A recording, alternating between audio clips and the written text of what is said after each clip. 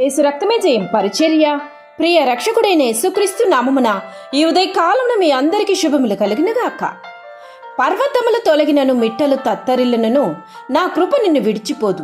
సమాధాన విషయమై నా నిబంధన తొలగిపోదని నీ యందు జాలిపడి యెహోవా సెలవిచ్చుచున్నాడు. ఈ మాటను సెలవిచ్చేది ఎవరు అనుకుంటున్నారు? సాక్షాత్ ఆ దేవుడే, సర్వ సృష్టిని సృష్టించిన ఆ సృష్టికర్తనే.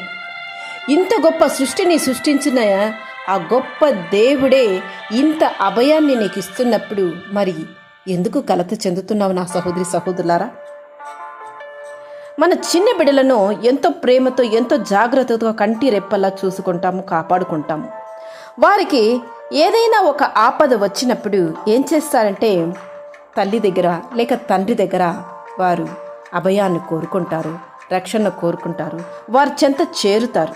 ఎందుకంటే ఆ పిల్లలకు ఆ తల్లిదండ్రులపైన ఉంటున్న నమ్మకము, ప్రేమ మాత్రమే.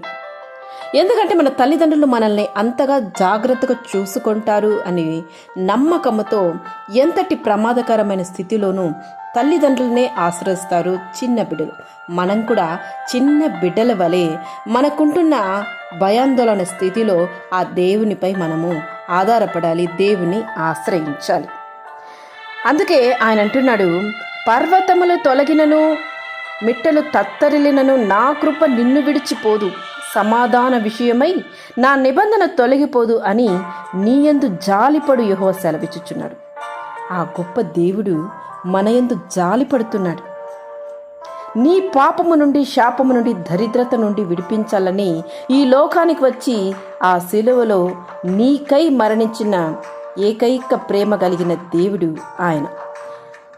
ఆయన ప్రేమ ఎంత గొప్పదో గమనించావా?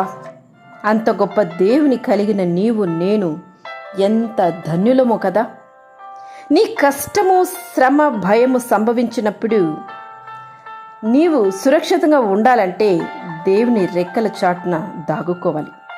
నీవు దిగులుతో, వేదనతో, భయముతో బాధపడుతున్న నీవును దేవుని చెంతనే చేరాలి. మనుషులు నమ్ముకొనుట కంటే, రాజులను నమ్ముకొనుట కంటే నీ కొరకు మరణించిన దేవుని ఆశ్రయించుట మేలు అని నీవు తలచి, నా దాగుచోటు ఆయనే అని గ్రహించి, నిన్ను కాపాడు యెహోవా కునుకుడు నిద్రపోడు అని నీవు విశ్వసించి నీవు ఆయనపై ఆధారపడాలి. అలా నీవు ఆధారపడినట్లయితే నేడే ఆయన చెంత చేరి ఆయన సన్నిధిలో ఉన్న నెమ్మది, సమాధాన, భద్రతను పొందుకో.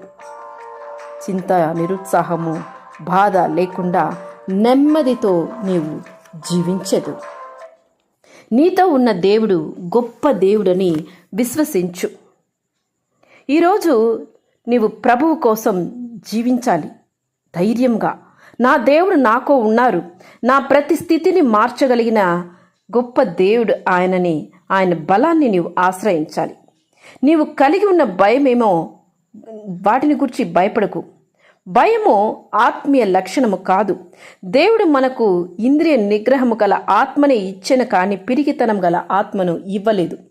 దేవుడు మనలను తన సాక్షులుగా వాడుకొనకపోవడానికి గల కారణం మనం ధైర్యంగా ఉండవలసిన సమయంలో భయపడడం వలనే.